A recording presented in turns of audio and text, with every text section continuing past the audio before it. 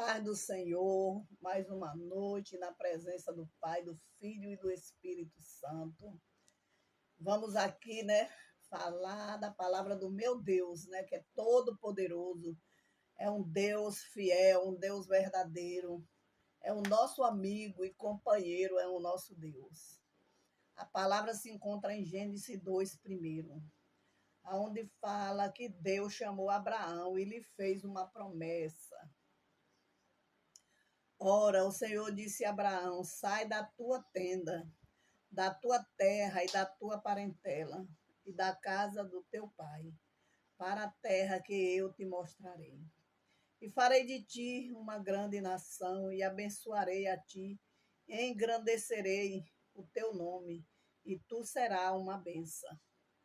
E abençoarei os que te abençoarem, e amaldiçoarei os que te amaldiçoarem. E em ti será bendito toda a família da terra. Assim partiu Abraão com o Senhor, e lhe tinha dito, e foi Ló com ele, e era Abraão de idade de 75 anos, quando saiu da terra de Ará.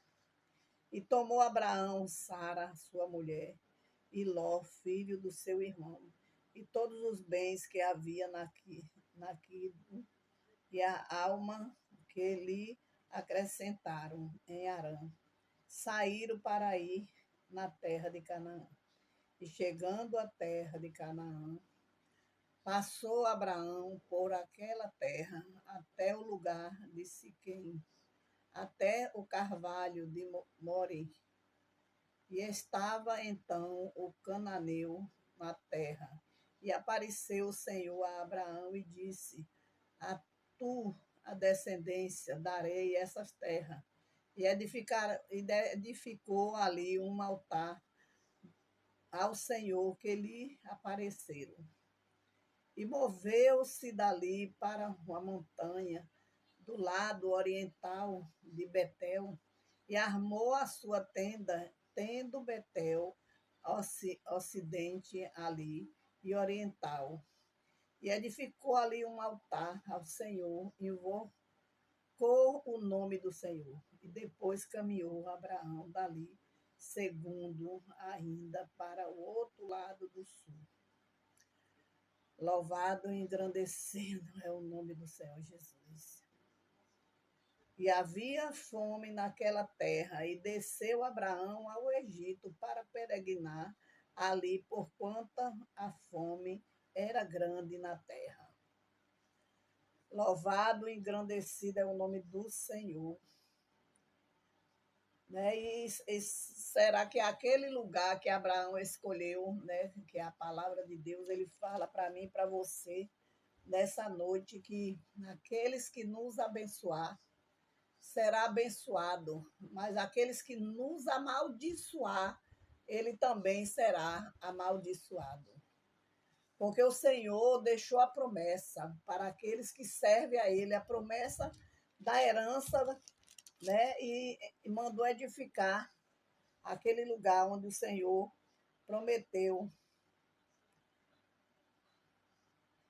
a Abraão. A promessa do Altíssimo a Abraão garantia as bênçãos aos que abençoassem, e amaldiçoasse o que amaldiçoaram.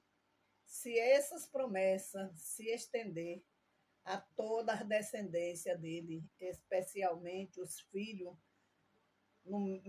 na mesma fé, assim é a mesma forma que o Todo-Poderoso se colocou com amigos Abraão para honrar e protegê-lo.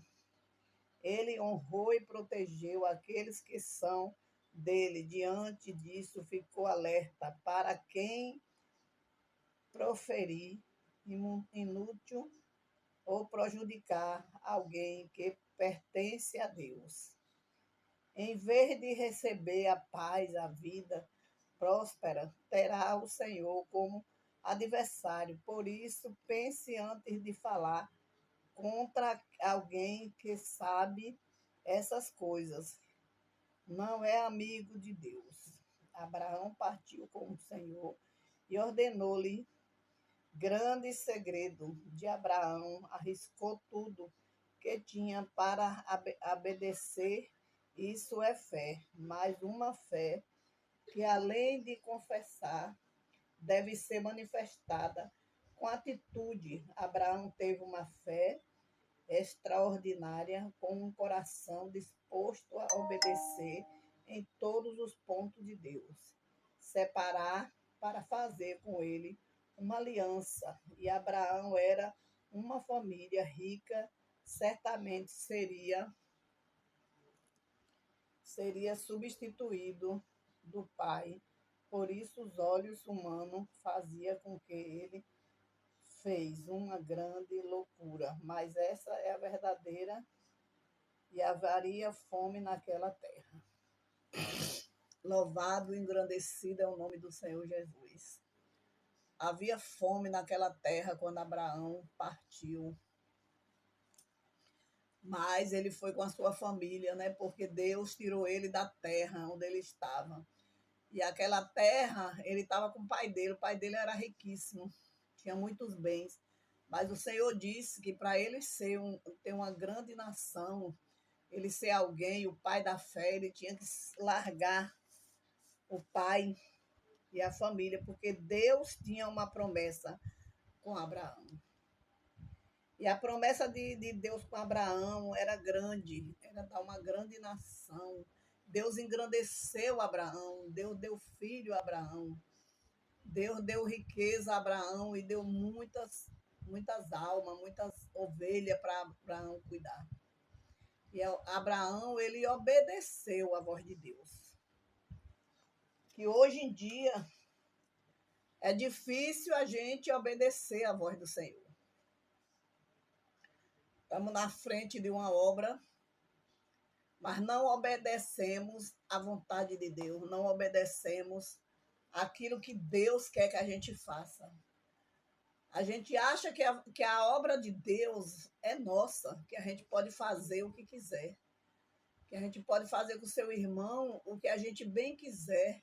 Quando a gente está verdadeiramente na presença do Senhor, na obra do Senhor, temos que renunciar ao nosso eu. Temos que renunciar à nossa carne, à nossa vontade. Temos que pedir a Deus domínio próprio, perseverança, mansidão. Temos que comer cobras e lagartixa para que nós não ferimos nosso irmão, para que nós não dissemos palavra contra a vida do nosso irmão. Porque tudo que lançamos contra a vida do nosso irmão, né, que são servos de Deus, como Deus fala nessa palavra, aquele que me abençoar será abençoado, mas o que me amaldiçoar será amaldiçoado. Porque quando a gente deseja o melhor para o nosso irmão, mesmo que o nosso irmão venha nos ferir, mas a gente continua orando e pedindo a Deus pela vida daquele irmão, que Deus liberte, que Deus traga mudança naquela vida, Deus vai punir aquele que nos desejou mal, aqueles que nos feriu, que nos magoou, que nos humilhou. Porque tem pessoas que acham que porque Deus fez alguma coisa, já subiu para a cabeça. Não é mais a mesma pessoa. Mas eu quero dizer, meu irmão e minha irmã, que nós, quando estamos na presença do Senhor, nós temos que se humilhar e renunciar a nosso eu, a nossa vontade. Porque nós não vivemos mais em nós, mas sim em Cristo Jesus. Temos que renunciar, nós não podemos viver com as práticas do pecado, né? E viver de qualquer jeito na presença do Senhor.